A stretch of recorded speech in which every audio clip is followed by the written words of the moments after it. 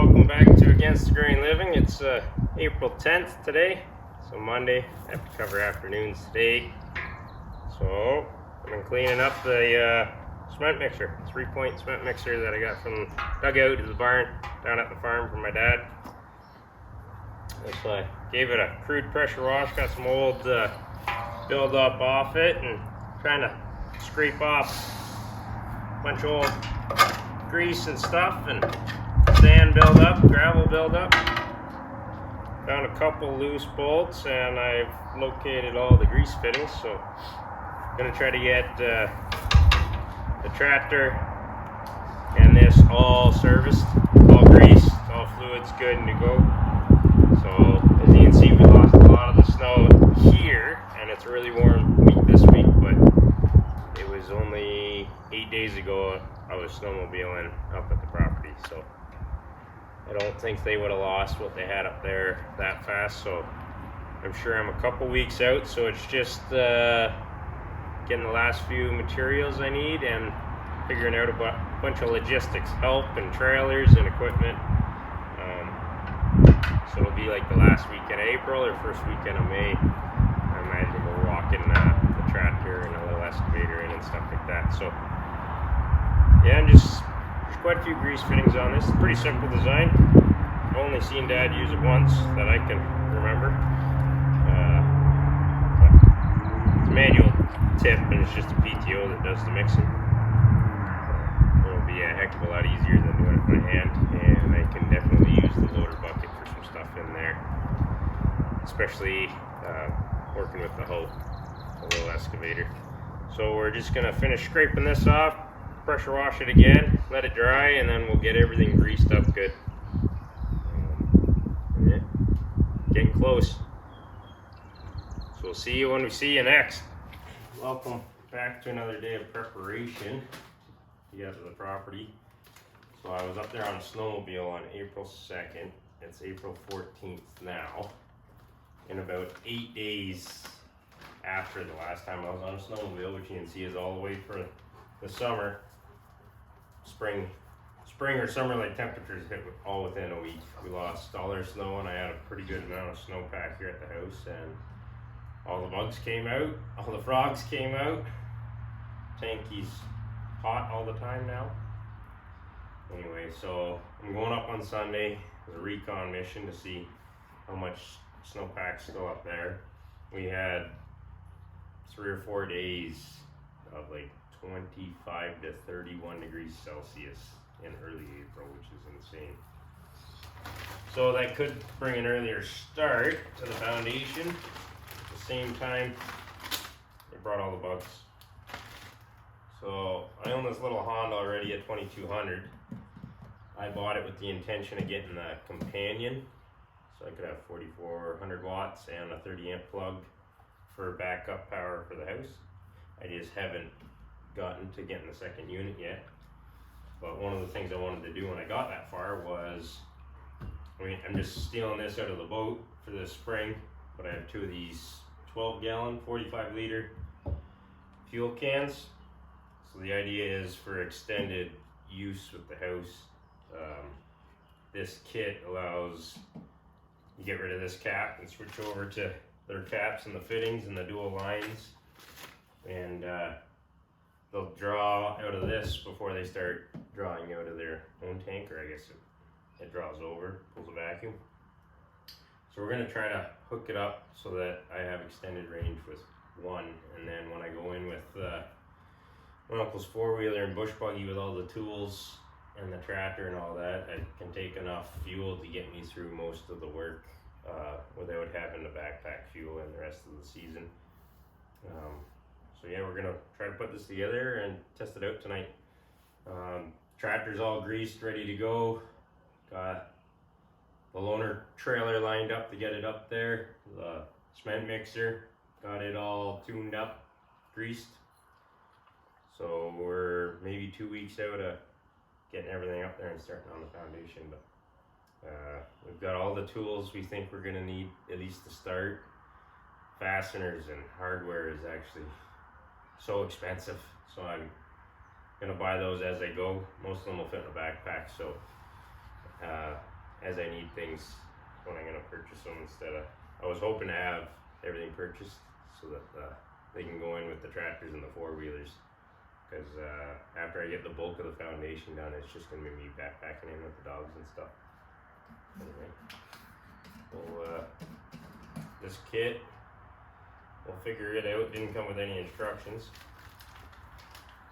but it looks like it's got everything I need for it. I'm hoping, as long as I don't click in the quick connect to the second unit, it won't leak out of the T-fitting, and I can just pull out of that to one unit, and then when I get the second generator, I can click in the second hose to the aftermarket fuel cap. Because right now this fuel cap vents, you have to turn the vent on when you're running it, and then you close it off for storage. But these won't vent, so they'll pull from the reservoir. Anyway, I'm gonna try to get this installed. So that was part of my decision for buying a small generator instead of like a 3,000 or up size that could already run the house. I have a sub panel. The goal was I could have two identical, one small enough to go to the property, and you'll always have a backup for the bare essentials if one went down. And it was for not much more money than a 3,000 Honda or Yamaha was. You could get 4,400 watts for down here. But one of the setbacks was small fuel tank in the suitcase ones. But I had this idea to expand that, so I think they advertise like 3 to 8 hours runtime depending on draw on Honda's website. Don't quote me on that, but it's not a very big fuel tank. This is probably, I should look that up and see how many more liters that is, but I'm banking it'll probably run for like 5 or 6 days on that without needing to be fueled. So if you avoid dropping this plastic thing in the tank, it doesn't take too long to install. I pulled the cotter pin out to get the retainer tether off, and I was worried about losing the spring and all that was under the cap, and had to fish that out with some wire and a flashlight. So I'm not going to be able to test it out today. Two things I realized is, in order to make sure it's working, it's going to have to run it longer than a normal tank of fuel would last. But it looks like a pretty quality kit. Fittings and all that are good. These look like billet aluminum, anodized red, probably to match the old Honda. Came with a couple rolls of thread sealing tape, which is pretty handy. I'll be able to take both those rolls up to go with this. The quick couplers look pretty good.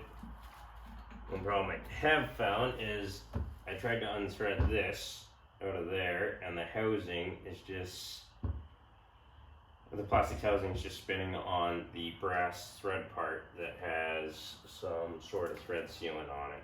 So I don't really want to wreck this because it's going back in my boat.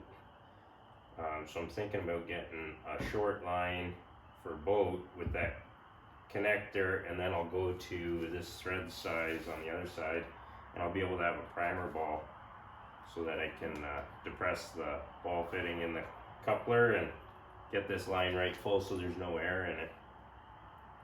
So yeah, I'm pretty sure you'd obviously want to start with this tank right full, and if I could bleed the line, make it all full of fuel, and then your vent now becomes over on this cap, so this one doesn't cavitate and pull vacuum. But I got everything tight, and the other thing, it was going to be tricky. I don't think it was going to let this T-valve clear. It was going to hit the tank trying to thread it in there, so I tightened all this stuff separate because I decided to go with another length of line that just connects to this. Other than that, so I'm not running it tonight, and this is obviously the coupling for the other generator whenever I get it. So I'm pretty sure I could run it solo, and that should not leak. If not, I'll figure that out by either plug in it at the T here for single use, just for while I build the cabin. I did run, or I looked up some numbers on the Honda, and so it's got a 3.6 liter tank on it, and this is 45 liters, so that's 12 and a half times the size.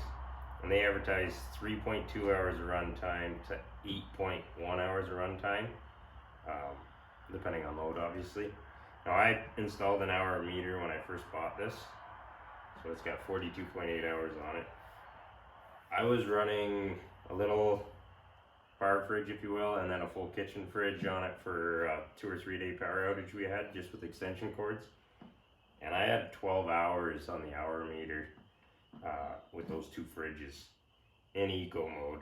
So if you run the numbers on that with the 3.6 and the 45 in here, at high load, like 3.2 hour runtime on this tank, like you're up to 40 hours with this. And if you have a lighter load to their 8.1 hour runtime on this tank and add this, that's 101.25 hours. But if you use my 12-hour runtime on this that I have achieved in the past, that's 150 hours of this tank. The original 12 of this tank, that's 6 3/4 days of running with that particular load. So that's a ton of runtime with this setup. So once I get that length of line all made up, it'll be hard threaded onto here, and then just quick connect to there, and it'll be quick connect to each generator. I think it'll be a pretty slick setup. So obviously you can't have any air coming in this, and it's got to be good and tight. They come with a big rubber seal on the inside of them. Yeah, pretty impressed with the quality. Again, anything that's worth buying is not cheap. There was cheaper setups out there that were single line and came with just a plastic one of these with a single fitting, not quick connect, and just piped into there. But yeah, I don't know why just the housing spins but not the threads, so we don't want to wreck this.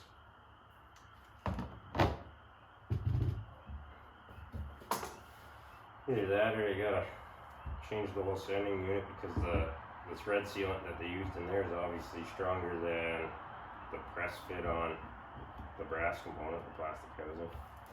I don't know. Anyway, the April 14th we are, and freaking mosquitoes are eating me like crazy in here, which is ridiculous. Usually I don't have to deal with them till middle of May. So looks like we're doing all of the cabin builds with bugs present. So I'll have to put a red stock cap in a safe spot with the manual, and I'll keep the cap for my future generator. And I'll be taking the spare thread sealer to the property in case I have a leak, because that's going to be where I end up testing it out. Yeah. So I don't know. I'll show you how much snow's up there on Sunday, and I'll probably this is just a little video trying to get ready for what's to come. Trying to keep you included. But I've been tied up with yard cleanup and building stuff for the dogs. Try to keep them shaded in the warm weather, and installed a 110-foot clothesline there yesterday. So been busy with stuff around here. Cleaning up the log yard now that all this building material is out of here, so stacking the skids that they were all on, and all the tarps that I had to cut out when they were froze to the ground. Anyway, we'll see you Sunday. So it's the 15th today. I couldn't leave this just like this, so I ran out to the local marina and was gonna buy an already built marine line but they were pretty pricey, and I didn't need some of the components that came with it, so I ended up spending the same amount of money but getting only the components that I needed. So I got a small length fuel line, just some hose clamps. I was gonna get the fuel clamps, but I do have the pliers to make them, Boydicure clamps I think they're called, but because this is custom, I didn't know if I was gonna have to tear it apart again, so I just got gear clamps. But I found the boat connection, and then I'll cut a length of hose and get the ball on there. And then I have a 3/8 to MPT, 1/4 inch MPT, which should go into that T. and because I only have one generator and I don't want to run it a long time, I'm probably just gonna take the cap off, put both caps on, and see if I can prime fuel through both lines, and that'll be my test for the day. So we're gonna get this hose cut. So I just finished building it. So in theory, I'm hoping nothing comes. Maybe it needs to shove some air.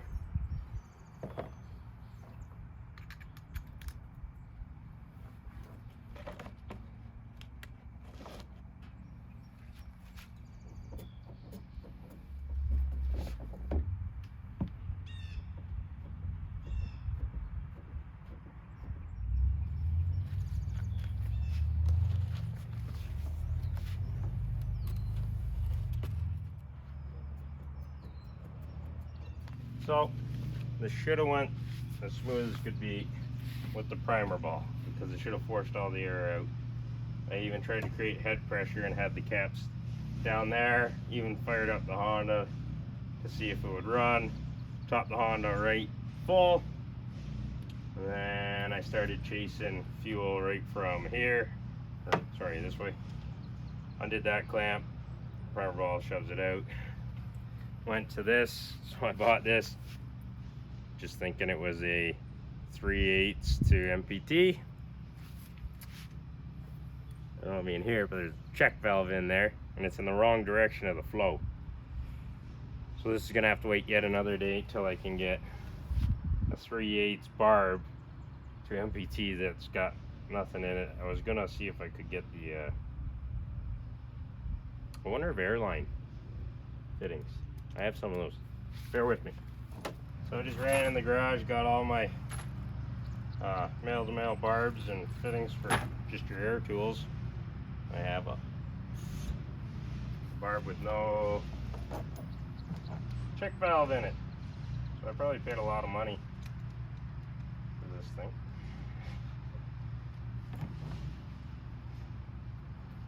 So that'll be fun getting that out, because it had a fair sized barb.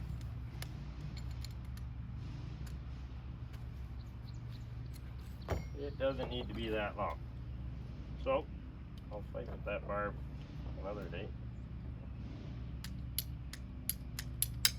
And we're doing this.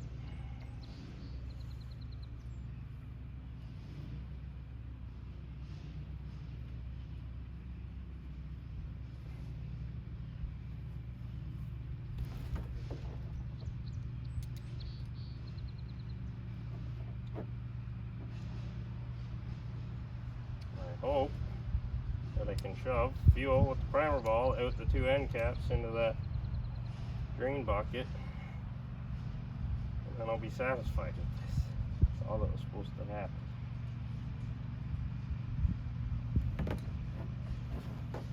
So this has already got thread sealant on it.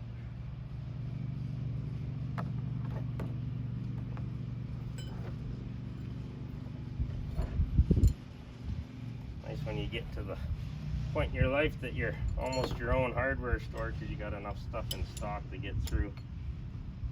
That's why I bought extra line. I bought a couple extra hose clamps of this size. So now if I do anything with this again, I should be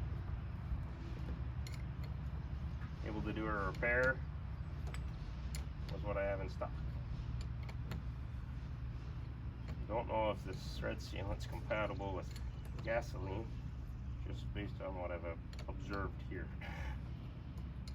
If I have a leak, I'll pull it apart and use that thread sealant tape that was supplied. Alright, so plug this back in.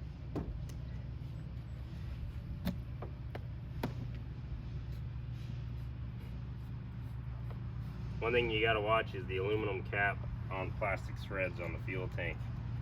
You need to make sure you start it square and don't cross thread, because the aluminum will chew into the plastic. So That's all I wanted the first time I don't know if you can see that in frame. And now I wanted to unplug one, and it should only come out one of them. Moral of the story, play close attention to the fittings you buy. I just saw the outside of it, didn't realize there was a ball in there. Anyway, so this is full of 45 liters. That's full. It's got fuel stabilizer in both because I don't know how long it'll last. Like I said, it potentially could run straight for 6 days, up to 6 days, and I'm probably only going to be putting in like six-hour days building. Oh, now I got this running